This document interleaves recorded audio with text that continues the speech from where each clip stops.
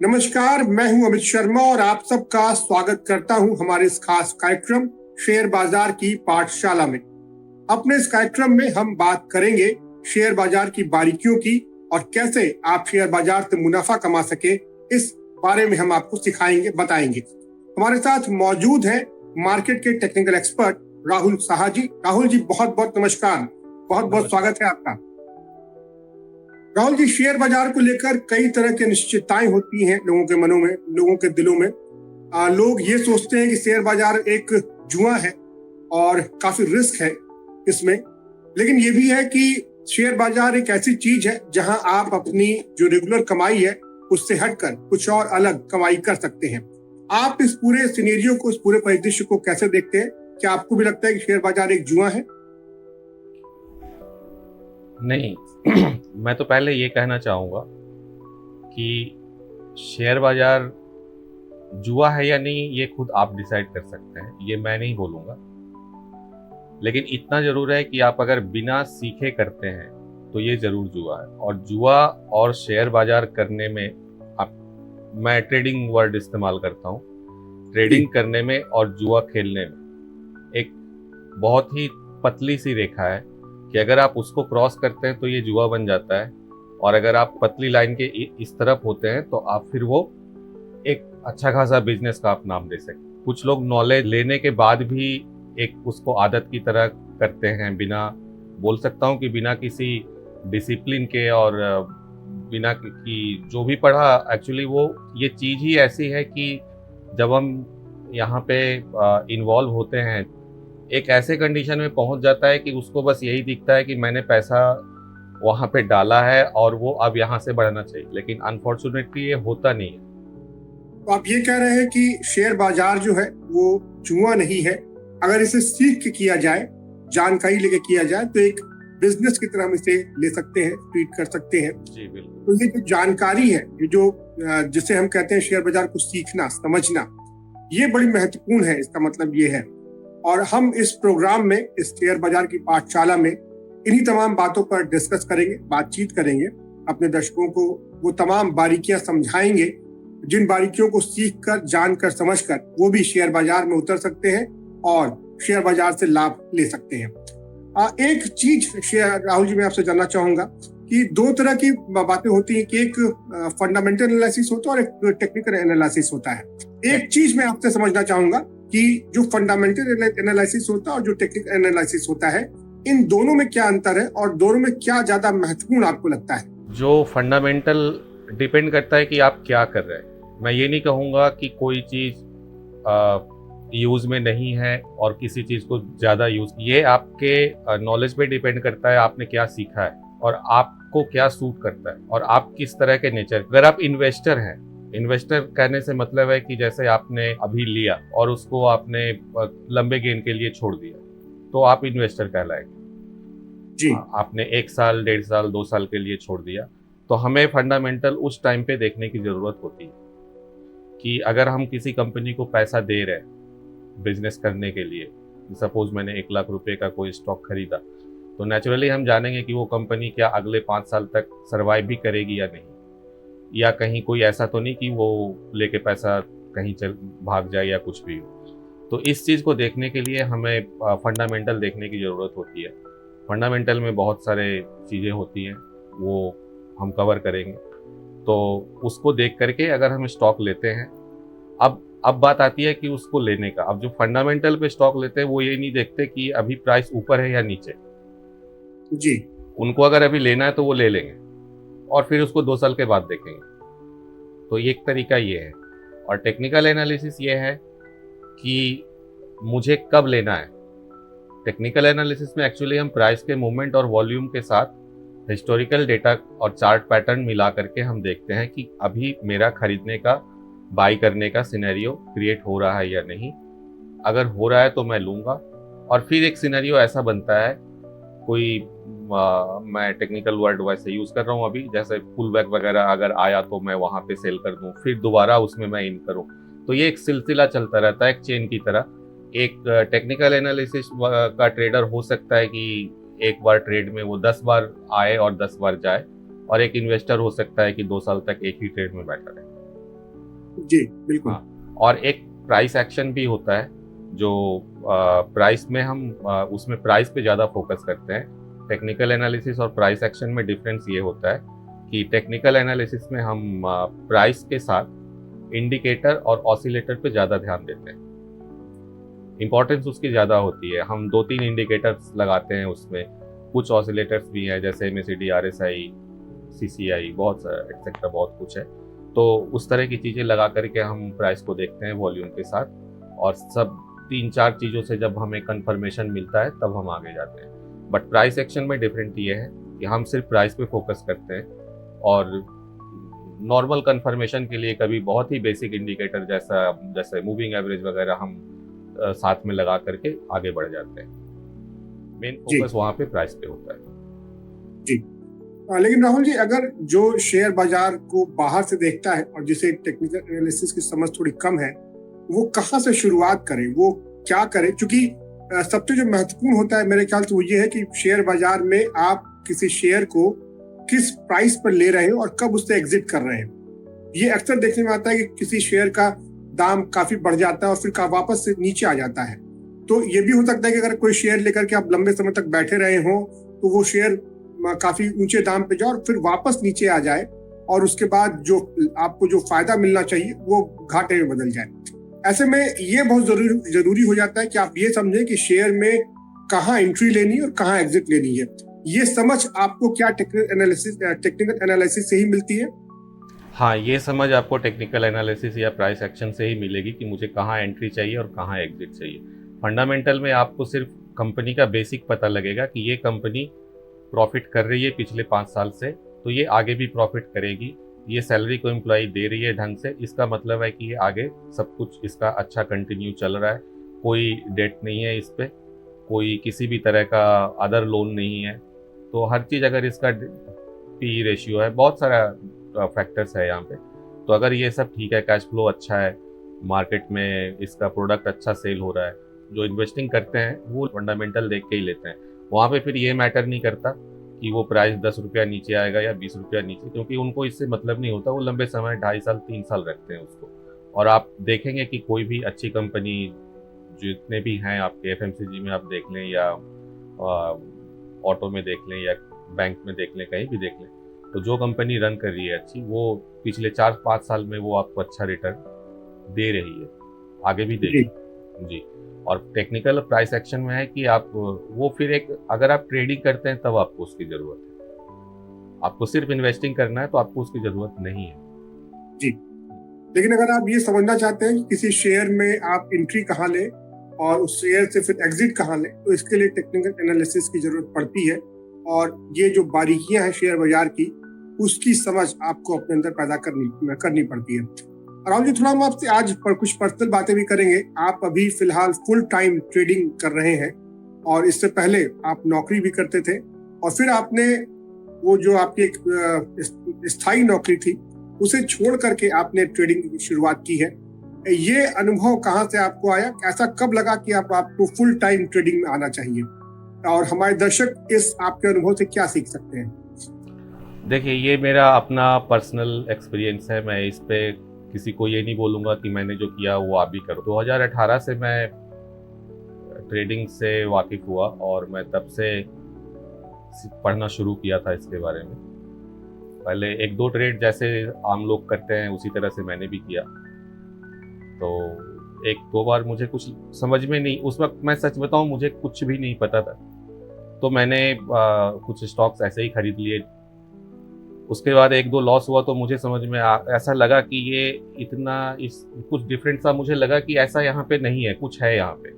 तो मुझे कहीं से उसी ऐप में, मैं मोबाइल से कर रहा था एक्चुअली, तो उसी ऐप में मुझे एक चार्ट जैसा कुछ दिखा। जब मैंने स्टॉक पे टैप किया तो वहाँ पे एक चार्ट का स्क्रीन मुझे दिखा, जो आप देखेंगे या ग्रो में या जीरोधा में जब आप करते हैं तो आपको एक चार्ट का छोटा सा थंबनेल जैसा दिखेगा।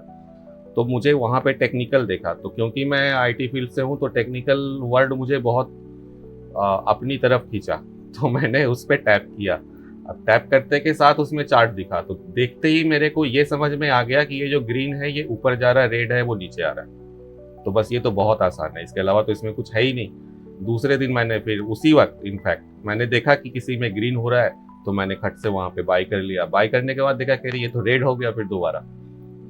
तो मैंने बहुत दिमाग उस पर लगाया, लेकिन मुझे समझ में नहीं आया कि एक्चुअली ये हो क्या रहा है। तो इस तरह से मैंने सब कुछ बंद कर दिया। मैंने कहा ये जब तक समझ में नहीं आएगा फिर तो इसको करना बेकार है। तब तक मेरे को ज़्यादा नहीं, 1000-1200 रुपये का लॉस हुआ था।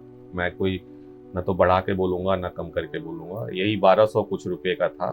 तो मैंने नेटवेट पे सर्च किया कुछ, तो यूट्यूब का लिंक आया। उस वक्त यूट्यूब में भी इतने सारे चैनल नहीं हुआ करते थे, आज के डेट में आपको जितने मिलेंगे। अब आदमी हमेशा ईजी वे ढूंढता है, कहीं से आपको कुछ ईजी रास्ता मिल जाए। तो यूट्यूब देखना शुरू किया, जितने भी वीडियो अवेलेबल थे उस टाइम के मैंने वो सारे देखे। तो इस तरह से करते कराते हर किसी के जैसे ही मेरी भी है स्थिति। मैंने देखा कि उसके बाद भी यूट्यूब देखने के बाद भी कुछ हुआ नहीं। फिर मैंने कुछ सॉफ्टवेयर्स भी खरीदे थे। हाँ, कोई एक कंपनी थी कोलकाता की शायद, तो उससे मैंने कोई सब्सक्रिप्शन लिया था 25 या 26,000 का, जो मुझे शेयर्स भी देता था, नाम भी देता था, लेकिन मैं खरीदता नहीं था। मैं खुद से करना चाहता था। उनका एक सॉफ्टवेयर था जो कि बाई सेल वगैरह खुद ही वो उसमें इनबिल्ट था, तो वो बोलता था बाई करने को जब कंडीशन उसके फुलफिल हो जाते थे। तो लेकिन मेरा काम उससे भी नहीं चला, तो मैंने फिर वो सब्सक्रिप्शन, मैं सीखना चाह रहा था एक्चुअली। मैं कुछ ऐसा ढूंढ रहा था कि जो मुझे सिखाए। अब मुझे किताब चाहिए था, लेकिन अब किताब कौन बताए। ये फील्ड ऐसा है कि यहाँ पे आपको जानकारी के नाम पे लाखों चीज़ें मिलेंगी, लेकिन जो चीज़ आपको चाहिए शायद वो आपको ना मिले, है ना। 1000 वीडियो देखने के बाद शायद आपको एक जेन्युइन वीडियो मिलेगा जी। फिर क्या हुआ कि मुझे कहीं से कुछ बुक्स के बारे में मिला। जब मैंने बुक्स पढ़ना शुरू किया तो मुझे राहत मिली। तब मुझे लगा कि मैं थोड़ा शुरू से ही किताब पे ज़्यादा यकीन करने वाला हूँ। मुझे पता नहीं, ऐसा लगता है कि जो किताब में है वो कहीं नहीं। तो मुझे बुक्स के बारे में पता लगा, मैंने बुक्स पढ़ना शुरू किया। तब मुझे लगा कि बारीकियों को सीखने का, कि हाँ ये चीज़ ऐसे है। याद नहीं मुझे बुक का नाम, लेकिन उस बुक से मुझे फ़ायदा ये हुआ था कि उस बुक से मुझे 2 रेफरेंस मिल गए। उस बुक के पीछे 2 रेफरेंस थे, तो फिर मैंने वो 2 बुक्स खरीदे। तो मुझे लगता है कि उस बुक से मैंने बहुत कुछ सीखा। आए दिन उस टाइम पे यूट्यूब में बहुत सारा वीडियो चलता था ऐसा कि सपोर्ट पे अगर हैमर बन रहा है तो वहाँ पे बाई कर लो, नेक्स्ट कैंडल पे ये वो दुनिया, बहुत कुछ इस तरह से, हैंगिंग मैन है, ये है वो है। तो उस बुक में मुझे सच में पता लगा कि आखिर ये सारी चीज़ें हैं क्या और कहाँ से क्या चीज़ करनी चाहिए। ये सीखते सीखते फिर मैं इंडिकेटर पे गया, इंडिकेटर वगैरह की जानकारियाँ हासिल की। उसके बाद फिर मुझे लगा कि ये कंफ्यूजिंग है थोड़ा सा। फिर मैं आ गया प्राइस एक्शन पे। फिर मुझे लगा कि ये मेरे को सूट कर रहा है, ये मुझे चाहिए। तो अब टेक्निकल एनालिसिस, प्राइस एक्शन दोनों को मिला के जब मैंने देखना शुरू किया तो मुझे चीज़ें बहुत ज़्यादा समझ में आनी शुरू हो गई। मैं ऑफिस में भी था तो करता था, और ऑफिस के साथ थोड़े बहुत कुछ स्विंग ट्रेड्स कर लिए, कुछ वो वैसा कर लिया। कभी किसी दिन छुट्टी ले ली ऑफिस से तो उस दिन इंट्राडे भी कर लिया। तो इस तरह से करते करते 4 साल, 4.5, 5 साल बीत गए मेरे। तो आखिरकार 2024 में मुझे लगा कि अब मेरे से जॉब नहीं होगा। उससे भी ज़्यादा जो मुझे लग रहा था कि मुझे कुछ अपना करना है, मुझे अपना करना है, मुझे फ्रीडम चाहिए। मतलब फाइनेंशियली फ्रीडम वो तो ऑब्वियसली हर किसी को चाहिए, बट ये भी बात सच है कि फाइनेंशियली फ्रीडम इतनी जल्दी किसी को नहीं आता। और मैं ये भी नहीं कह रहा कि ट्रेडिंग से वो चीज़ आएगी। तो ट्रेडिंग करना और ट्रेडिंग करके पैसा कमाना और ट्रेडिंग शौक के रूप में करना, ये सारी चीज़ें डिपेंड करता है कि आप क्या चाहते हैं। तो फाइनली मुझे 2024 में, जून 2024 को मैंने जॉब छोड़ी और तब से मैं ट्रेडिंग में आ गया। और इतना सब कुछ करने के बाद भी मैं सच बताऊं, जब जॉब छोड़ के मैं घर बैठा तो मुझसे ट्रेडिंग नहीं हो पा रहा था। जाहिर सी बात है, इतने सालों तक आपने नौकरी की और अब 2 महीने तक मैं बिल्कुल बैठा रहा खाली। एक डर बैठ गया कि अगर नहीं कर पाया तब क्या होगा, घर चलाना है, ये करना है, वो करना है, ऐसे कहाँ से मैनेज करूंगा, और जो पैसे ये खत्म हो गए तब क्या करूंगा। फिर इस डर से मुझे मेरे फैमिली ने निकाला, बोला तुमने जॉब ही इसलिए छोड़ा, अब तुम ये नहीं कर रहे हो तो कैसे होगा, तुमने इसके पीछे अपना टाइम दिया है। सो फिर मैं बैठा और फिर सब धीरे धीरे सब ठीक हो गया, चलता गया अभी तक, भगवान की दया से सब ठीक। जी बिल्कुल, मैं आपकी उस जर्नी का साक्षी रहा हूँ और मैंने देखा है कि आपने कितनी मेहनत की है शुरुआत से ही। बिल्कुल इस जो फील्ड बिल्कुल आपकी शेयर मार्केट बिल्कुल नया था आपके लिए, और आपने एक बार इसमें एंट्री ली और फिर बिल्कुल आप इसमें डीप जिसको कहते हैं उस वहां तक जाकर आपने इसे जाना, समझा, पढ़ाई की। और ये जो दुविधाएं और जो शंकाएं आपके मन में है, मेरे ख्याल से एक हर आम आदमी जो है जिसको शेयर बाजार में इंटरेस्ट है, ये सारी शंकाएं, ये सारी दुविधाएं उसके मन में भी जरूर होंगी। तो आपकी जर्नी से जरूर उसे कुछ ना कुछ मोटिवेशन मिलेगा। आपने किताबों की बात की, मैं एक बार आपसे समझना चाहूंगा कि वो कौन सी किताबें हैं जो आप पढ़ते हैं, अपने दर्शकों के लिए जानना चाहूंगा कि वो कौन सी किताबें हैं जो लोगों को पढ़, जैसे आपने बताया कि बहुत सारा मटेरियल है, तो उनमें से आपको क्या लगता है कि वो 2 4 5 किताबें कौन सी है जो लोगों के काम आ सकती हैं?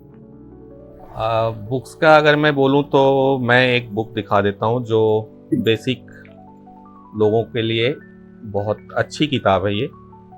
जी ये जी, मार्टिन प्रिंस की इंट्रोडक्शन टू टेक्निकल एनालिसिस। हाँ जी ये बहुत अच्छी किताब है और साथ में आप इसको पढ़ें। जी, जापानीज कैंडलस्टिक चार्टिंग टेक्निक्स। जी ये दोनों बुक्स पढ़ने के बाद आपके बहुत सारे थॉट्स क्लियर हो जाएंगे। इसके बाद आपका बेसिक टू इंटरमीडिएट तक अगर आपने पढ़ा और प्रैक्टिस किया साथ में चार्ट को देख करके, तो मुझे नहीं लगता कि आपको फिर किसी भी यूट्यूब चैनल को देखने की ज़रूरत है और कहीं भी पढ़ने की ज़रूरत है। क्योंकि आप पढ़ेंगे भी तो कहाँ पढ़ेंगे, क्या पता। ये सब्जेक्ट एक ऐसी चीज़ है ना, ये ट्रेडिंग एक ऐसी चीज़ है कि इसमें जो लेमैन है उसको मैं जो पढ़ाऊंगा उसको वही सच लगेगा। जी बिल्कुल सही बात। और आप कहीं भी जाएंगे तो 4-5 कैंडल का नाम जो रिपीटेड है, यही कैंडल का नाम वहाँ भी आएगा, वही पैटर्न का नाम वहाँ आएगा, वही इंडिकेटर का नाम वहाँ पे आएगा, बट इसके अंदर क्या है वो कोई नहीं बताएगा।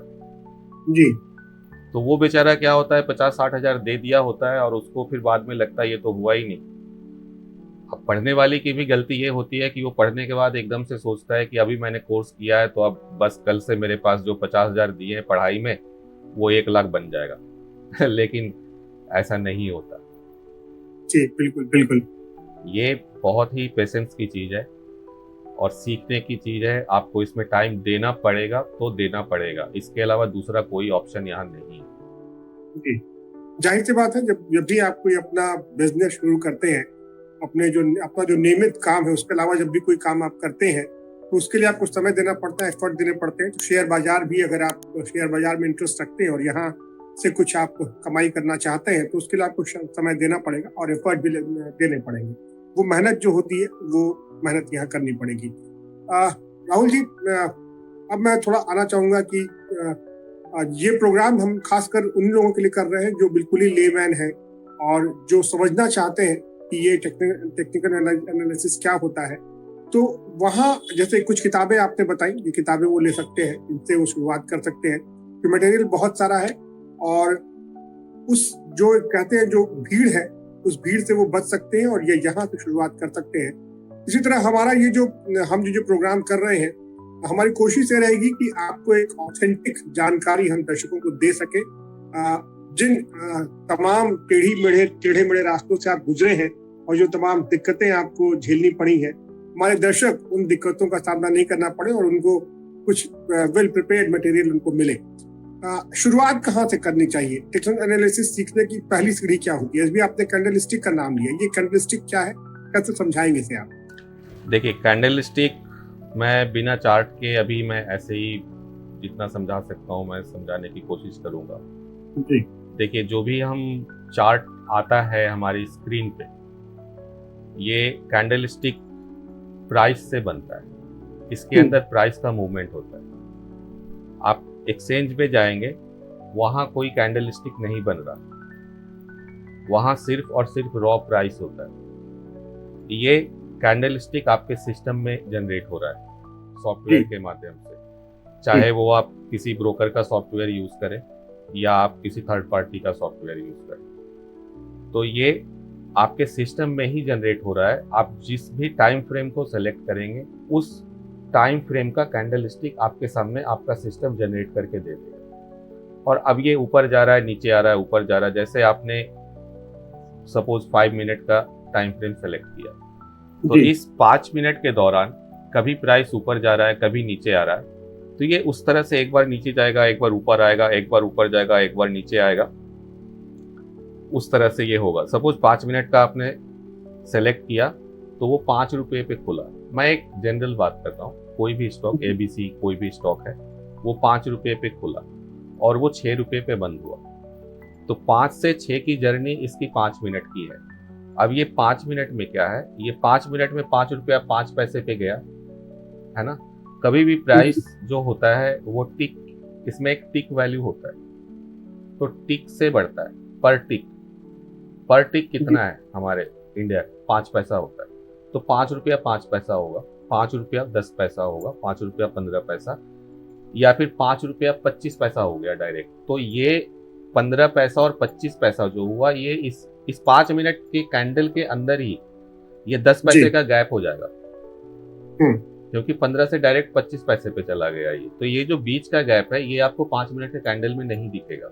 ये आपको दिखेगा जब आप उससे कम वाले टाइम फ्रेम पे जाएंगे। सपोज आप 30 सेकंड के टाइम फ्रेम पे जाते हैं या 1 मिनट के टाइम फ्रेम पे जाते हैं, तो मे बी 1 मिनट पे शायद आपको दिख जाए, लेकिन प्रॉपर एकदम अगर आप वो गैप देखना चाहते हैं तो वो आपको 1 सेकंड में जाके दिखेगा। तो इस तरह से ये मूवमेंट करते हुए, कभी ऊपर कभी नीचे करते हुए, इसने क्लोज कर दिया 6 रुपये पे। तो 5 से 6 तक की जो जर्नी है, ये एक कैंडल का रूप लेगा। अब क्योंकि इसका ओपन नीचे हुआ था और क्लोज ऊपर हुआ था, तो क्या हुआ, हमारा प्राइस नीचे खुला, ऊपर बंद हुआ, यानी कम में खुला, ज्यादा में बंद हुआ। तो ये क्या है, एक यहाँ पे दिखा कि यहाँ पे ज्यादा बायर्स आए थे, है ना। तो ये ग्रीन शेप लेगा, क्योंकि ग्रीन को हम हमेशा पॉजिटिव देखते हैं। तो ग्रीन मतलब ग्रीन सिग्नल हमने ट्रैफिक में भी देखा है कि आगे बढ़ो, तो दैट मीन्स कि ये बुल का सिग्नल है। हम यहाँ से प्राइस बढ़ता हुआ देख रहे हैं, तो अब हम ये प्रोबेबिलिटी लगा सकते हैं कि अगला कैंडल भी, क्योंकि खरीदने वाले आ गए हैं, तो आगे भी ये खरीदी जाएगी। और इसी का उल्टा फिर आपका रेड कैंडल होगा, जो वो 5 मिनट या 1 मिनट पे उसका मूवमेंट दिखेगा आपको कि वो 6 रुपया से 5 रुपये पे आया। तो जो इस बीच का मूवमेंट है, उस तरह से करके 5 मिनट में एक कैंडल बनेगा। 15 मिनट में भी सेम यही थ्योरी होगी, और 1 घंटे पे भी यही। महीने में वो 1 महीने का एक कैंडल होगा, 3 महीने में वो 3 महीने का होगा, साल में साल का होगा। बस यही है। इस तरह से इसी के अंदर सारे थ्योरीज आते हैं। अब इसको कैसे, इसमें कुछ पैटर्न्स होते हैं, इसमें सपोर्ट होता है, रेजिस्टेंस होता है, फिर आपका कुछ चार्ट पैटर्न्स होते हैं, कुछ कैंडल के पैटर्न्स होते हैं, प्राइस पैटर्न्स होते हैं, कुछ इंडिकेटर्स हैं, आप उनको लगा करके कंफर्म करते हैं कि क्या ये ऊपर जाएगा या नीचे जाएगा।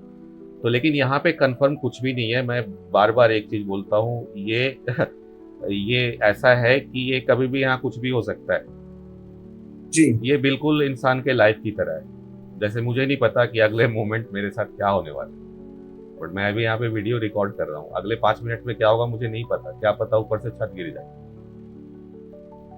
है ना। लेकिन हम फिर भी उम्मीद कर रहे हैं कि रात को डिनर करेंगे, उसके बाद हम सोएंगे, सुबह फिर उठेंगे, तो एक होप है। तो सेम यहाँ भी वैसा ही है, क्योंकि जितना भी यहाँ पे प्राइस मूवमेंट है, प्राइस मूवमेंट कौन कर रहा है, ह्यूमन ही तो कर रहा है जी। तो ह्यूमन के नेचर के साथ ये बिल्कुल इनबिल्ट है। ये समझिए, ये बिल्कुल प्राइस नहीं, ये लोग ही हैं जो किस वक्त क्या करेंगे किसी को नहीं पता। जी बिल्कुल बिल्कुल। तो ये चीज तो जी, यानी कि हम ये समझ सकते हैं कि ये जो कैंडलस्टिक का एक चार्ट होता है, जब हम अगर हम एक्सचेंज पे जाके देखें तो सीधे सीधे हमें शेयर दिखाई पड़ता है, और उसका इस समय जो प्राइस चल रहा है वो दिखाई पड़ता है। और उस प्राइस और जितने लोग उस शेयर को खरीदना चाहते हैं, उसे हम वॉल्यूम कहते हैं। तो उस प्राइस और वॉल्यूम का जो एक ज्योग्राफिकल रिप्रेजेंटेशन है, वो कैंडलस्टिक होता है, जो एक चार्ट पे दिखाई पड़ता है। जैसे हम मैथ में जो तमाम ग्राफ्स वगैरह यूज करते हैं, उसी तरह से कैंडलस्टिक चार्ट होता है, जो हमारे सॉफ्टवेयर को बना के दे देते हैं, तो उसके ज्यादा परेशानी नहीं होता। तो उस चार्ट को देख करके आप ये अंदाज लगा सकते हैं कि शेयर का प्राइस ऊपर जा रहा है, नीचे जा रहा है, और आगे उसका मूवमेंट किस तरह से रहेगा। जैसे हम आमतौर पर ऐसे भी जब बाजार में जाते हैं और सब्जी लेने, तो अगर डिमांड ज्यादा हो जाती है तो सब्जियों का दाम बढ़ जाता है। तो अगर हमें ये पता हो कि कल कोई त्योहार आने वाला है और ज्यादा फल की जरूरत पड़ेगी तो उसका दाम बढ़ जाएगा, तो हम पहले ही उसको लेकर रख लेते हैं। तो इस तरह यही जो कॉमन सेंस होता है, कॉमन फॉर्मूला होता है, उसे ही हम यूज करते हैं इस कैंडलस्टिक पैटर्न में। आपके ये सब्जी से मुझे याद आया, एक मेरे पास स्टूडेंट आया था एक पढ़ने के लिए। वो मेरे जानकार में ही था, मेरे एक दोस्त का रिलेटिव में था। तो मुझे वो उसको स्टॉक मार्केट का बहुत शौक जी, तो वो सीखना चाहता था। तो बोला भैया मुझे भी सीखना है। तो मैंने कहा ठीक है आ जाओ। आ गया वो सीखने। तो उसको मैं सपोर्ट रेजिस्टेंस नहीं समझा पा रहा था, तो वो बार बार ड्रॉ कर रहा था, वो गलत ड्रॉ कर रहा था। तो मैंने बोला ये सब पढ़ाई वढ़ाई बंद कर। उसको मैंने बोला तू 7 दिन मंडी जाएगा और मंडी जा करके तू आलू का रेट सिर्फ नोट करेगा, क्योंकि मैंने नोटिस किया है मतलब कि आलू का रेट ही थोड़ा सा ऊपर नीचे होता जाता है, आलू और प्याज। तो मैंने बोला तू आज से डेली सुबह शाम एक बार जब मंडी खुलेगा सुबह 8 बजे तब तो जाएगा, और शाम को रात को 10 बजे के आसपास जाएगा। उस वक्त आलू और प्याज का दाम नोट करेगा और सुबह में नोट करेगा, और 7 दिन नोट करने के बाद मेरे पास आएगा। तो 7वें दिन जब वो आया तो मुझे कह रहा है मैं समझ गया। उसको पता लग गया कि कहाँ पे प्राइस एक जगह पे आकर के एक ऐसा पॉइंट है कि जहाँ पे वो प्राइस उससे ऊपर नहीं जा रहा, और एक प्राइस ऐसा है जो उससे नीचे नहीं जा रहा जी। तो उसको वो फिर समझ में आ गया। वो आज वो मतलब फॉरेक्स में ट्रेड करता है वो, तो वो आज भी ये चीज़ मेरे से बोलता है कि जिस तरह से आपने मुझे समझाया तो जी, जो सपोर्ट और रेजिस्टेंस है उसे बहुत आसान तरीके से समझा दिया अभी आपने तुरंत। तो हम ऐसी तमाम चीजों पे चर्चा करेंगे। अपने दर्शकों को हम बता दें कि ये जो तमाम टेक्निकल वर्ड्स हैं, जो तमाम टेक्निकलिटीज है, उसे हम बहुत आसान तरीके से समझने की कोशिश करेंगे। जो दिक्कतें और जो परेशानियां आपने अपनी जर्नी में झेली हैं, समझी हैं, उन्हें उन तमाम दिक्कतों से अपने दर्शकों को बचाएंगे, और बहुत आसान तरीके से इस पूरी जो उनकी राह है उसको सुगम बनाते हुए हम चलेंगे। चलिए, आज हमने आपकी जर्नी पे बात की राहुल जी, और किस तरह से दिक्कतें और परेशानियां आपने झेली अपनी इस जर्नी में, और आज आप एक फुल टाइम ट्रेडर हैं और आपने नौकरी छोड़ दी है और अपना पूरा समय शेयर मार्केट में ही दे रहे हैं। तो ये काफी मोटिवेटिंग चीज है तमाम दूसरों के लिए भी, कि जो लोग ये चाहते हैं कि वो एक अपने फाइनेंशियल फ्रीडम पाएं और टाइम की भी फ्रीडम पाएं, कि उनका टाइम और उनका फाइनेंस उनके अपने हाथ में हो। तो ये एक जरिया बन सकता है, लेकिन इतना आसान भी नहीं है, ये पहले ही उनको समझना पड़ेगा। आपने काफी मेहनत की है और यही मेहनत उनको भी करनी पड़ेगी। हम ये जरूर करेंगे कि जो तमाम ऊंचे नीचे रास्तों से आप गुजरे हैं, जो तमाम गड्ढों से गिरते हुए आप उठ कर खड़े हुए हैं, उनसे हम अपने दर्शकों को बचाएंगे, और जो इस जर्नी में आपने सबक सीखा है उस सबक को सीखते हुए दर्शकों की राह आसान बनाएंगे, और जो तमाम चीजें बहुत ही आसान और सरल तरीके से उनको बताएंगे कि टेक्निकल एनालिसिस क्या होता है। क्योंकि जो लोग फंडामेंटल एनालिसिस भी करते हैं वो भी अभी इस बात को मानने लगे हैं कि अगर फंडामेंटल एनालिसिस के साथ साथ टेक्निकल एनालिसिस भी साथ में रखा जाए तो ज्यादा बेहतर तरीके से शेयर बाजार से मुनाफा कमाया जा सकता है। बिल्कुल, बातचीत हम यहीं पे समाप्त करेंगे, और लेकिन दर्शकों को हम ये जरूर बता दें कि हमारा ये जो सीरीज हमने शुरू की है शेयर बाजार की पाठशाला, ये आगे भी जारी रहेगी, और हम तमाम जो टेक्निकल एनालिसिस की जो तमाम ABCD है वहां से शुरुआत करके हम आपको एडवांस लेवल पे भी तमाम चीजें बताएंगे, और राहुल साहा जी हमारे इस जर्नी में हमारे साथ रहेंगे। जी राहुल जी, बहुत बहुत धन्यवाद आपका। आज आप इस कार्यक्रम में शामिल हुए और इतना इनलाइट किया लोगों को, और वो तमाम चीजें समझाई बताई जो लोगों के मन में है, वो दुविधाएं, जो शंकाएं, आपने उन पर आज बातचीत बिल्कुल खुल के बातचीत की। उसके लिए बहुत बहुत धन्यवाद आपका, और हम आगे भी आपसे मुलाकात करेंगे और इस विषय पे आगे बात करेंगे। नमस्कार, धन्यवाद। नमस्कार।